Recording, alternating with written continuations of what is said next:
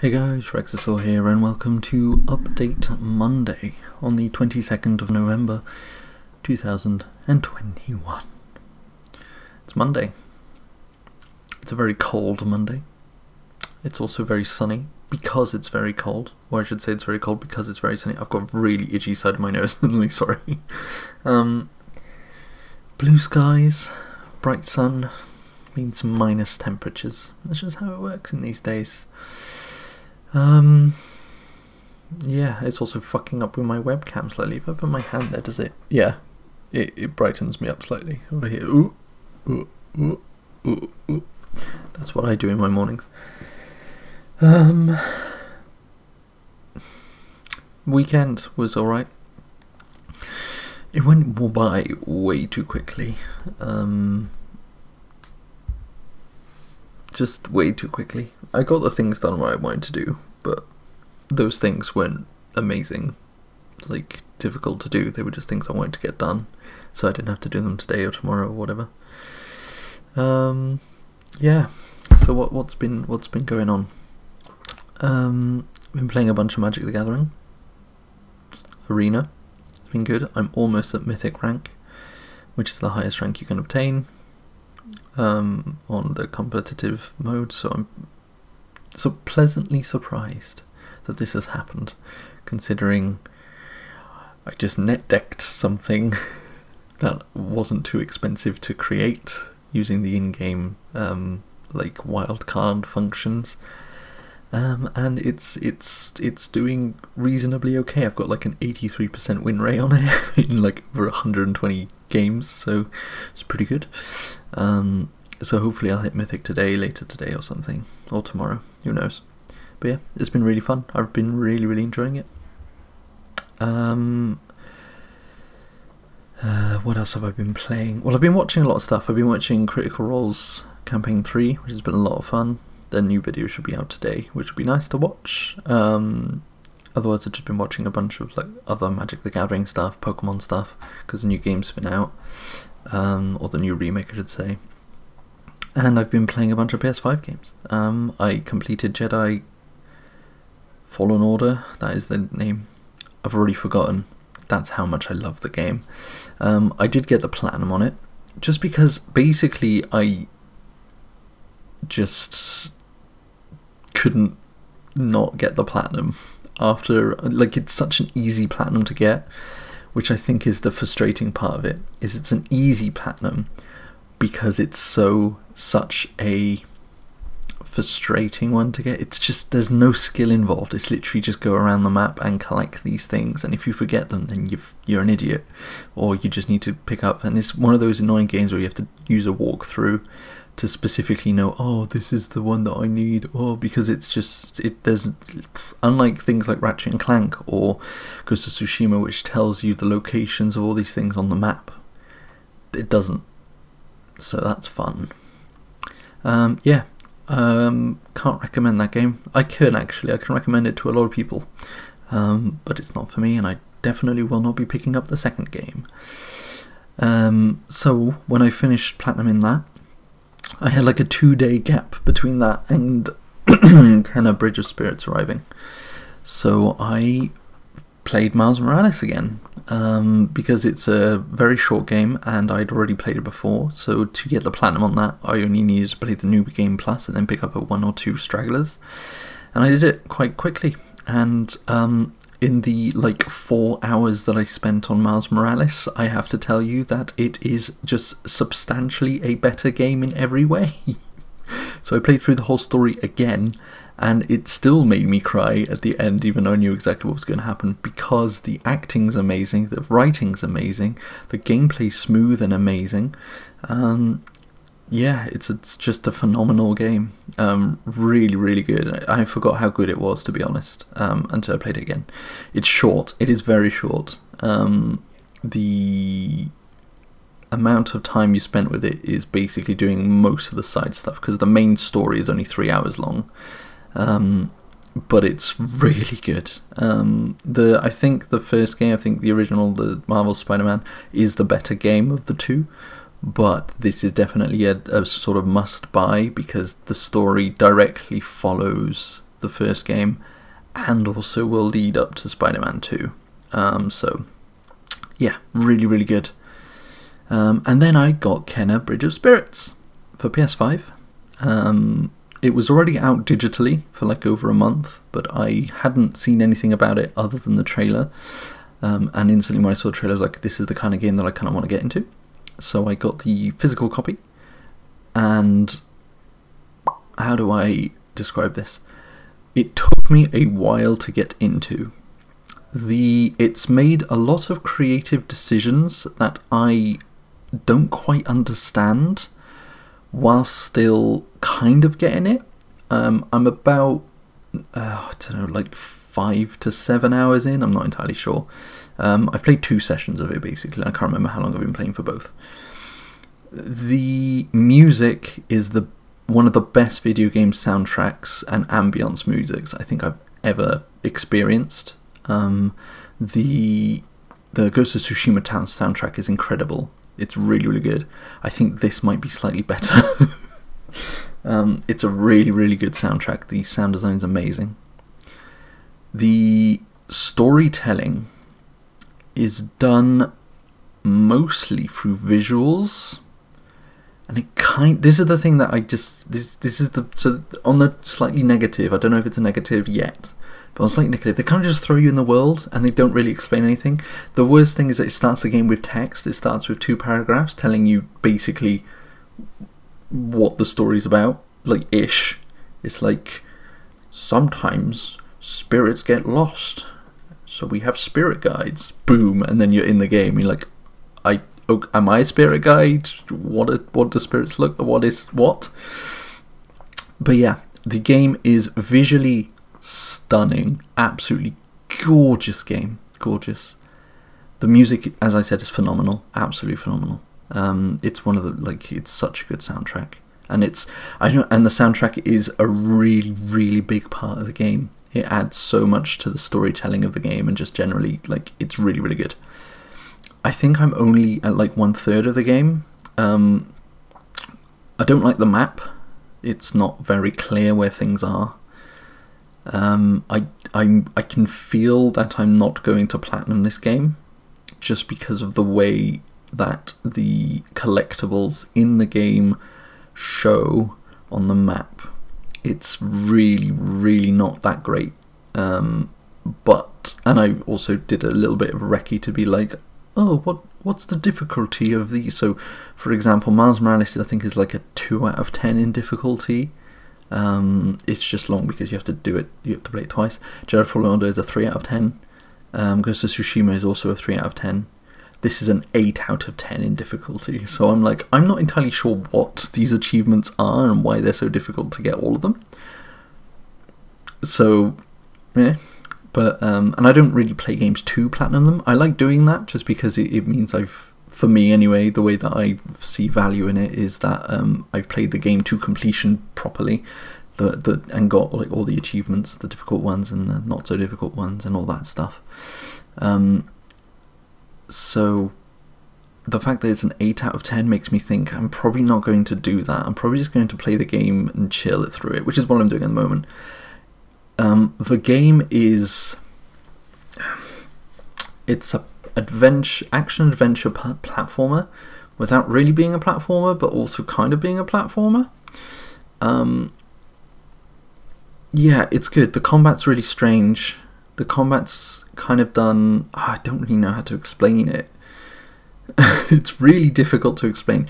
Because, how do I... It's like Horizon Zero Dawn-ish, in that your character has both combat, like hitty combat, and bowie combat against large creatures, but it also has a Pikmin element.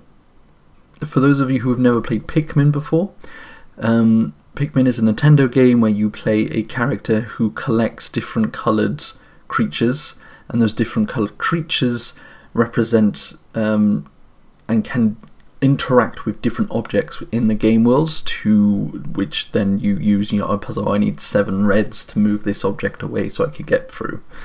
this is Pikmin Light, so you just have one type of creature, but the more creatures you have, the more stuff you can do with them. And they interact with you combat-wise, they interact with the game world, they're the ones that regain your health for you, they're the ones that can power up your attacks to be more, they can move objects for you around, they're like a really powerful, like when you add them to something called the forest tier, they become a really powerful creature that you can then move around and use to attack or clear paths, to unlock areas. So it's a really, really cool system. At first I was like, this is really weird and I don't know how I feel about it, but I've grown accustomed to it. I kind of understand it, and it's great. What's really fun is you can customize each of these ones, each of the creatures that follow you, with different hats and things that you pick up as collectibles, or you can purchase from it's like an in-game store using in-game currency that literally you don't use this currency for anything other than buying these hats for these creatures, which is great. It's really, really fun, and it's literally means nothing, but it's fun to do and see all these creatures, and they're really adorable, so that's always nice. And then there's another currency called karma, and you get karma just from doing good things, like fixing statues that you come across and killing enemies, and completing quests, and then you can use that karma to buy upgrades, and your upgrade skill tree is locked behind the number of creatures you have, so you need to have a certain number of creatures with you to unlock the next tier, and from what I can see there are 4 tiers. I'm already at level 3 and I feel like I've only done 1/3 of the game, but it could be more than that, but that's what it feels like. Yeah, the combat's great. It's better than Jedi Fallen Order. That's all I have to say, and that's my personal opinion. I'm sure a lot of people will be like, oh, this combat's really shit compared to Jedi Fallen Order, and you'd be wrong. Sorry to tell you that. But yeah, you've got like your quick attack, your heavy attack, and then you've got a block. Your block is like a shield that just goes all the way around you, which can block both normal attacks and ranged attacks. After it takes about a bit of damage, or significant-ish damage, well, it depends on what your attack, but it needs to recharge if it reaches 0, and it needs to recharge anyway, but like it has a cooldown before it starts recharging after you hit 0. It's also a really big game mechanic of using this shield, because this shield kind of blasts your spirit energy out. It's probably not called that, and that interacts with spirit things around. It's really interesting. The main character is like a main character. I don't know. You don't have any story with her. It's so weird. Like, the thing with Horizon Zero Dawn that I really enjoyed is that you focused on Aloy and her story and her interactions with everyone. Here you're the spirit guy. You are the character, but you don't know anything about your character other than the staff belonged to her dad, who was once a spirit master.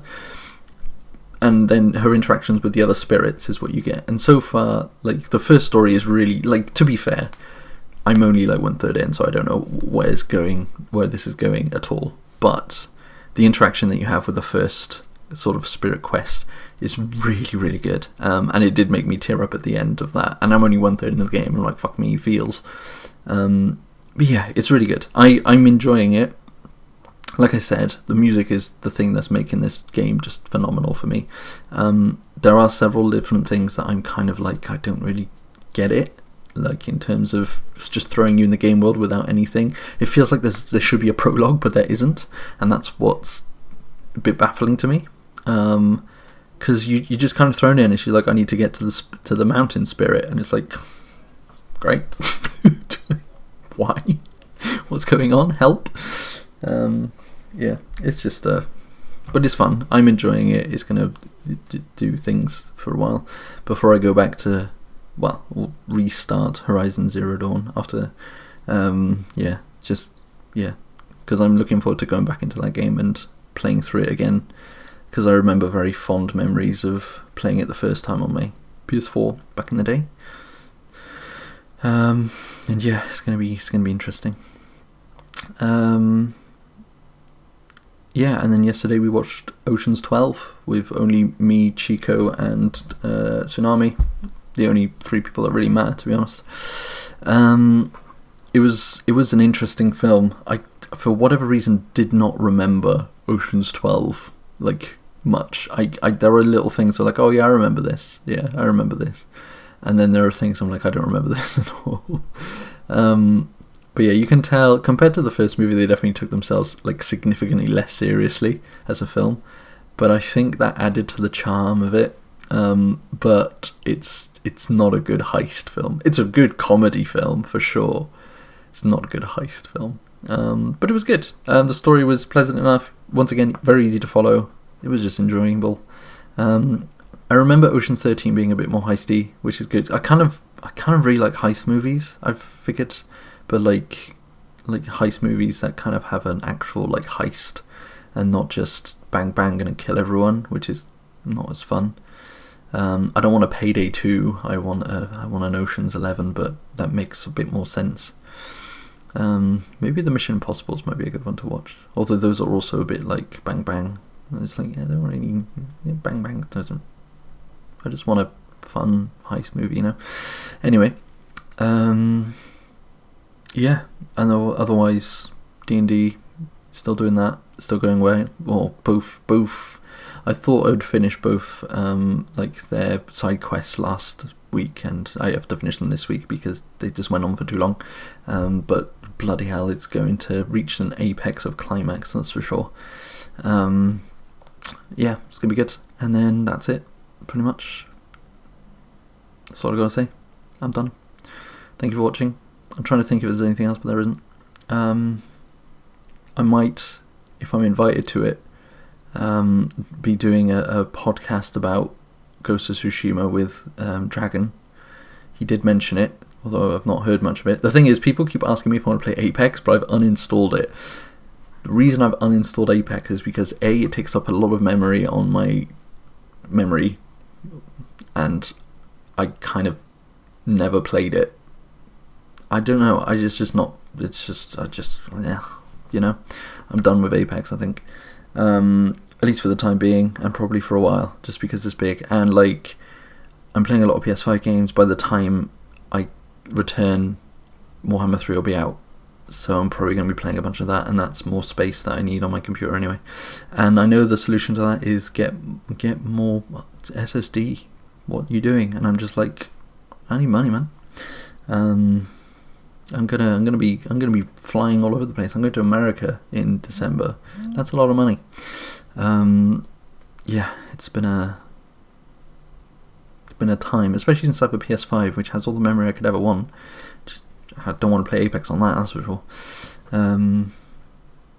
Yeah, got other things to do, people to see,